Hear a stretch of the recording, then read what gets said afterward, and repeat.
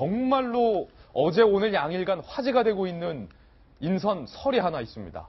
경제부총리를 유승민 전 후보로 임명하고 싶다라는 얘기가 이른바 문재인 대통령 주변에서 계속해서 나오고 있는 겁니다. 이게 사실일까요? 저희가 준비한 다음 돌직구 신문입니다.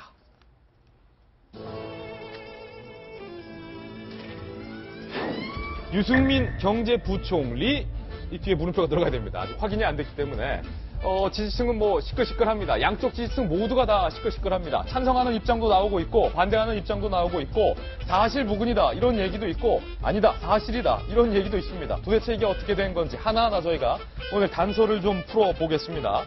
먼저 문재인 대통령의 속마음은 어떨까요?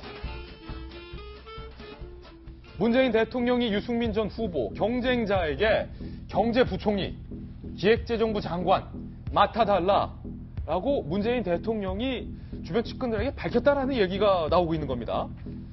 그 증거로 박영선 의원이 밝힌 얘기를 들어보면 문재인 대통령의 속내를 한번 추리해 볼 수 있을 것 같습니다. 박영선 의원의 발언입니다.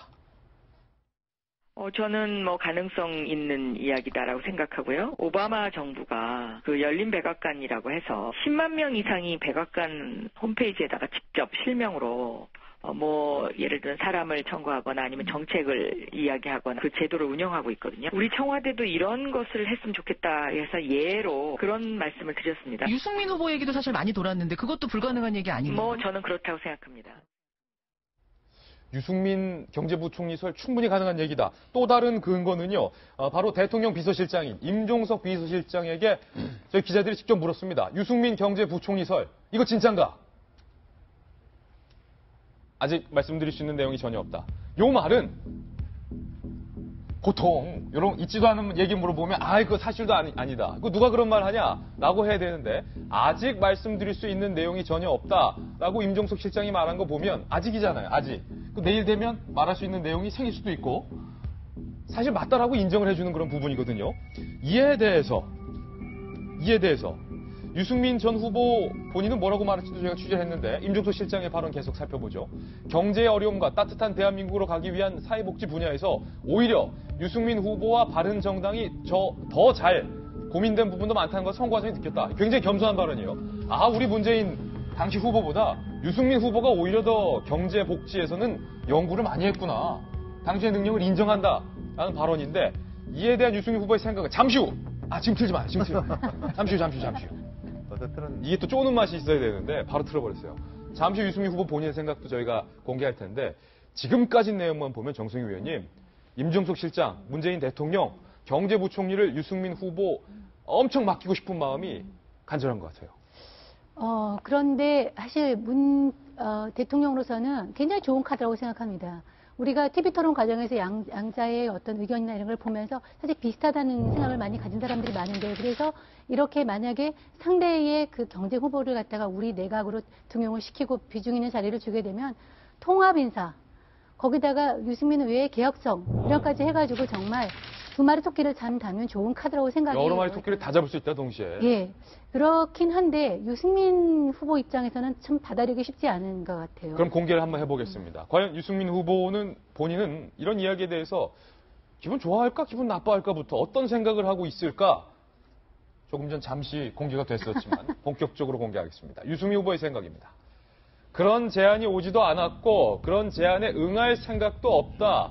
나는 이제 야당이니까 야당대로 역할이 있다고 생각한다라고서 거절의 의사를 밝혔습니다. 그러면서 문재인 정부에서 부총리하려고 내가 출마한 것이 아니다 이렇게 밝혔는데 김병민 의원님 이게요 다목적 정치적인 전략이 양쪽에 지금 다 숨겨져 있는 것 같아요. 일단 유승민 경제부총리 카드를 생각하고 있다라는 얘기가 문재인 대통령 입장에 솔솔 나오는 건 문재인 대통령 입장으로서는 그게 실현이 되든 안 되든 상관없이 무조건 이익이 되는 얘기 아닙니까? 네. 그러니까 안 받을 거 충분히 알면서도 이런 얘기가 나왔다라고 보여지고요. 정확히 말하면은 유승민 의원의 얘기를 들어보니까 문재인 대통령이 직접 제안한 적이 없다는 겁니다. 예. 그러니까 문재인 대통령이 제안했든 문재인 대통령이 측근이 제안했든 제안한 사실이 없는데 하마평에 이제 이런 얘기가 오르고 내렸다라는 건데 박영선 통합정부 추진 위원장이죠. 그러니까 박영선 의원한테 기자들이 물어보니까 대통령이 이런 워딩을 소개한 거예요. 그러니까 문재인 대통령이 후보 시절에 뭐라고 얘기했냐면 합리적인 진보 그리고 개혁적인 보수의 큰 틀에서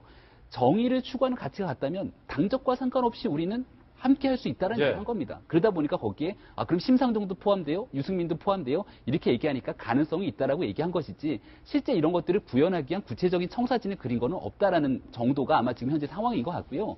결정적으로 일단은 이렇게 얘기는 끄집어냈지만 유승민 의원이 그동안 선거 기간에 보여줬던 경제적인 가치에 대한 부분, 특히 문재인 대통령이 후보 시절에 얘기했던 공공일자리 81만 개에 대한 여러 가지 얘기들, 증세에 관한 얘기 하나도 공통적인 부분을 찾기가 어려워요. 공통되는 거 하나도 없다. 그렇기 때문에 기본적으로 개혁적인 보수기는 하나 대한민국의 국정을 이끌어가는 국정 철학과 기조가 같아야지 경제부총리를 예. 맡아서 모든 것들을 총괄할 텐데 사실 현실적으로 전혀 불가능한 얘기입니다만은 유승민 의원이 후보 시절에 받았던 굉장히 좀 2030 세대 젊은 층의 합리적인 보수로부터의 지지층을 얻었기 때문에 문재인 대통령이 출구조사가 선거 당일에 압도적으로 승리한다라고 생각이 되자마자 유승민 그 당시 후보에게 전화를 걸었던 건 아니겠습니까? 예. 위로의 얘기를 전하면서 따라서 앞으로 긍정적인 협치를 이끌어갈 수 있다라는 시그널을 주기 위해서 이런 얘기들이 나온 것 같은데 뭐 어찌됐든지 간에 바른정당과 적어도 더불어민주당 간에는 협조할 거는 협조하고 또 문제가 있는 것들은 문제가 있는 대로 지적하는 그 정도의 관계가 정립되지 않을까라는 생각이 들어요. 일단은 유승민 후보가 받든 안 받든 굉장히 긍정적인 시그널로 익히고 있는 것은 사실인데 유승민 후보 입장에서요. 만약에 이 경제부총리 카드를 받는다면 이른바 전통적인 보수 진영에선 엑스맨 되는 거 아닙니까? 그러라고 단일화 안 하고 끝까지 완주한 거냐? 뭐 이런 비판 나올 수도 있을 것 같아요. 당연하죠. 예. 당연하고 우선은 이제 바른정당 원내 의석수가 겨우 나가고 나는 사람 빼고 그다음에 주저하는 사람 합쳐서 겨우 20명입니다. 그러니까 원내 교섭 당체를 겨우 유지한 상황이에요. 만약 의원직은 유지할 수 있지만 만약에 경제부총리를 맡아서 하게 되면 바른정당의 그 앞으로의 생존, 활로 이게 굉장히 불투명해집니다. 사실상 흡수 통일되는 거 아니냐, 흡수되는 거 아니냐 이런 예. 우려가 나올 만하고 또 그동안에 끝까지 단일화 요구를 거부하고 완주를 했던 그런 의미도 상당히 퇴색하는 측면이 있고요. 또 한 가지는 아까 지적한 대로 경제 철학이 많이 틀립니다. 그 TV 토론 과정에서 보면은 문재인 정부는 큰 정부를 추구합니다. 큰 정부를 충고해서 일자리도 공공부문에서 만들어나겠다고 했는데 그 유승민 의원은 TV 토론에서 계속 지적을 했어요. 일자리나 이런 것들은 민간의 활력을 통해서 만들어야 된다 하면서 가치가 완전히 틀리고 재벌에 대한 생각도 완전히 틀립니다. 그렇기 때문에 좀 같이 할 수 있는 측면은 좀 없기 때문에 경제부총리는 적절하지 않은 것 같고 다만 이런 어떤 정신으로 볼 때 사안에 케이스마다 어떤 협치의 가능성, 같이 할 수 있는 그 가능성을 열어놓은 것에서는 긍정적으로 평가할 수 있을 것 같습니다.